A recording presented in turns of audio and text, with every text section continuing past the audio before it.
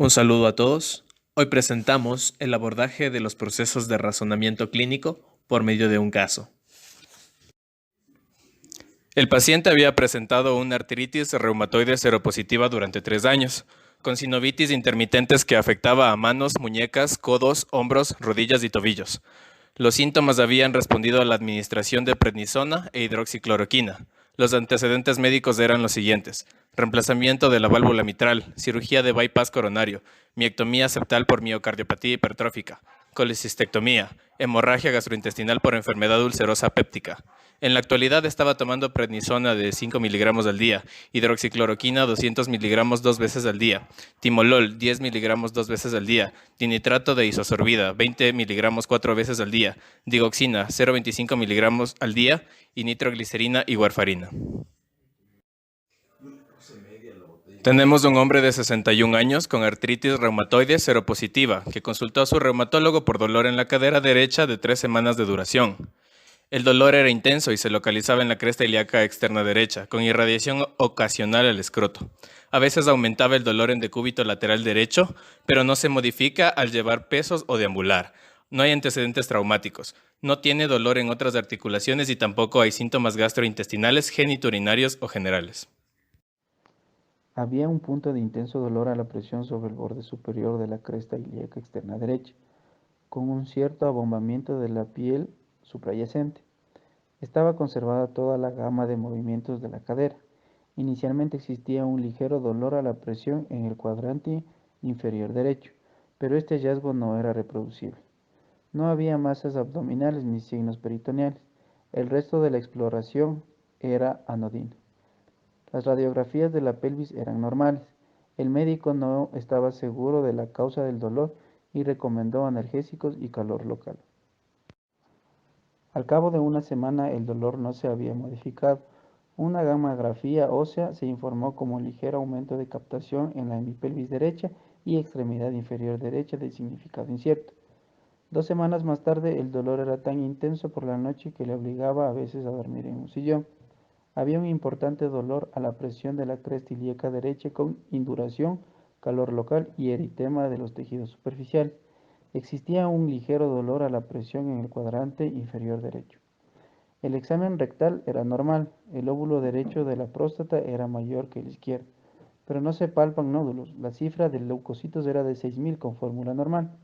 La BCG era de 43 milímetros por hora. Los resultados de las pruebas funcionales hepáticas eran normales. El médico prescribió oxicodona, paracetamol y aumentó la dosis de prednisona hasta que se pudiera practicar una tomografía al cabo de 3 semanas.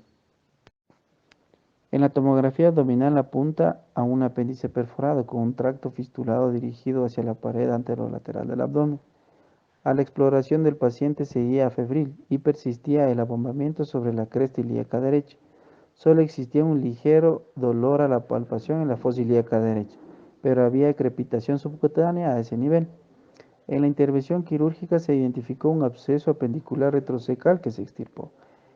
El curso postoperatorio del paciente se complicó con una angina asociada a un descenso no explicado del hematocrito, aunque no pudo ser dado de alta al 16º día del postoperatorio, sin dolor residual en el abdomen o la cadera.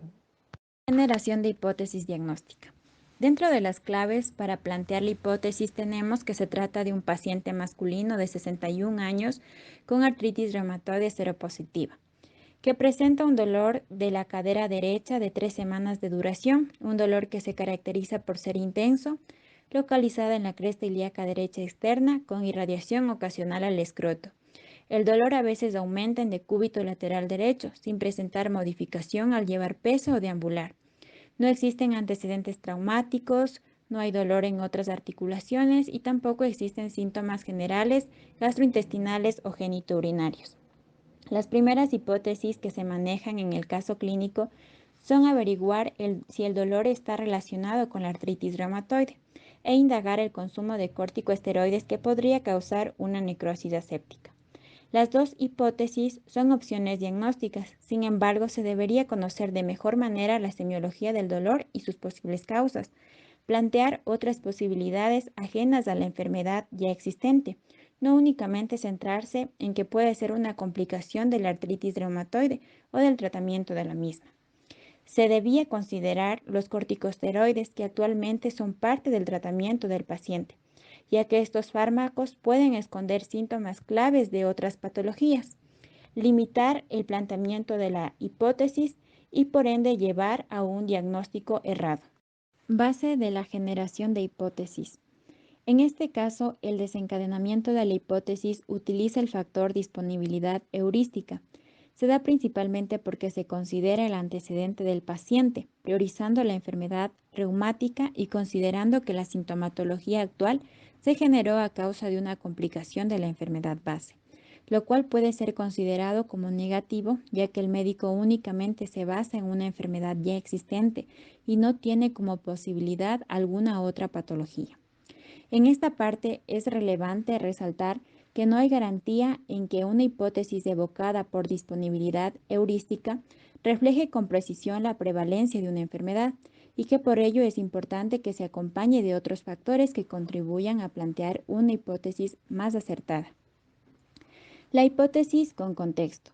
En el caso se puede apreciar que el médico recoge los datos dentro de un contexto o dentro de su hipótesis planteada.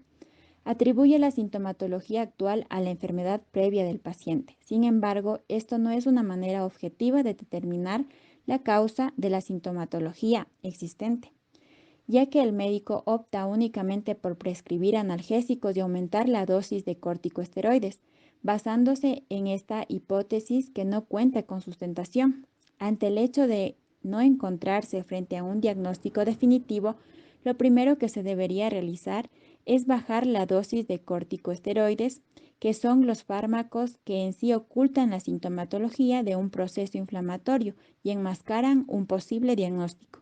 Otro punto importante a destacar es el razonamiento causal, pues este es un proceso clave para formular hipótesis de causa-efecto, con la finalidad de descartar cuáles fueron las causas que desarrollaron dicho efecto, pues este procedimiento facilita o nos permite llegar a plantear varios diagnósticos y la finalidad de esto es mediante una buena historia clínica para descartar y saber cuáles fueron las causas que desarrollaron la patología.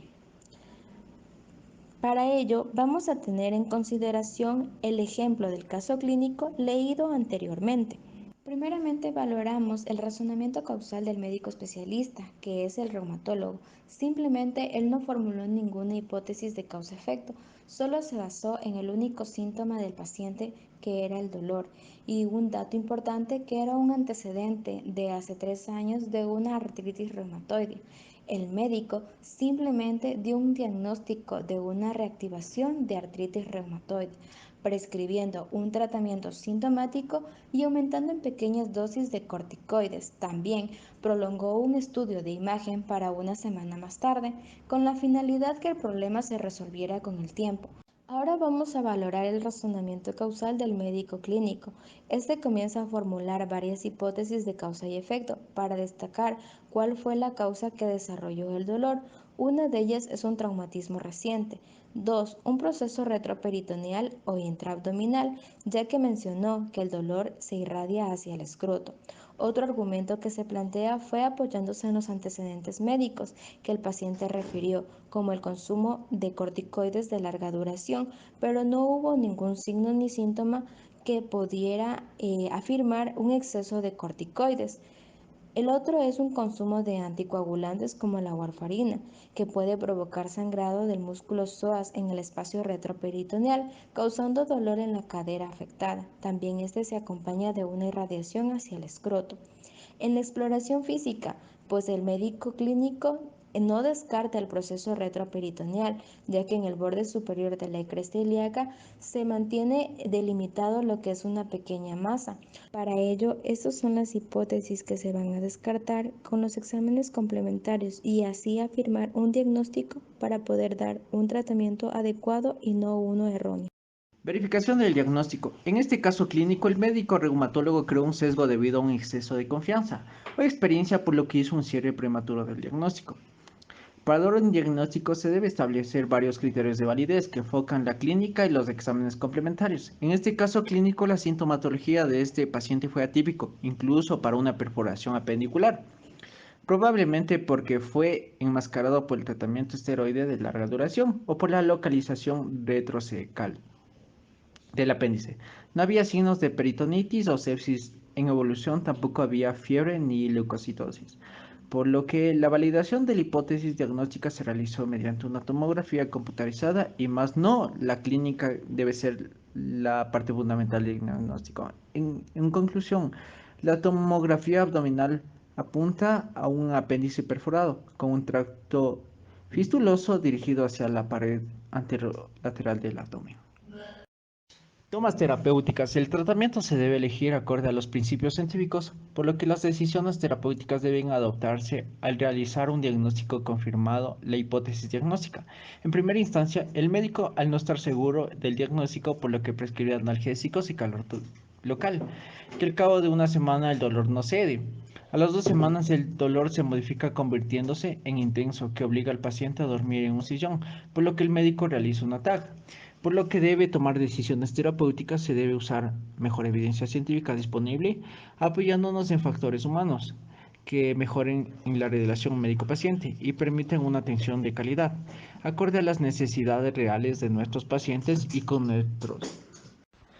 Evolución clínica. El curso postoperatorio del paciente se complicó con una angina asociada a un descenso no explicado del hematocrito, aunque pudo ser dado de alta al 16º día del postoperatorio sin dolor residual en el abdomen o la cadera.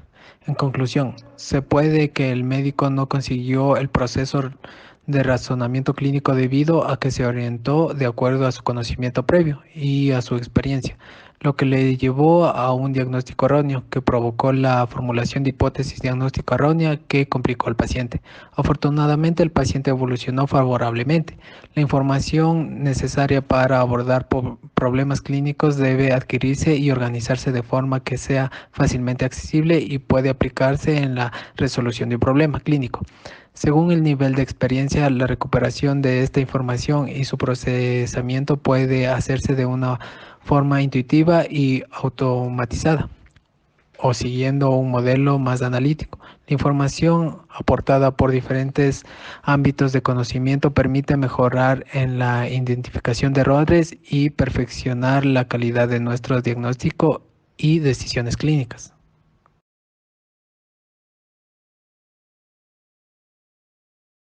Muchas gracias por su atención. Cualquier duda y comentario en la parte de abajo. Nos vemos en la próxima.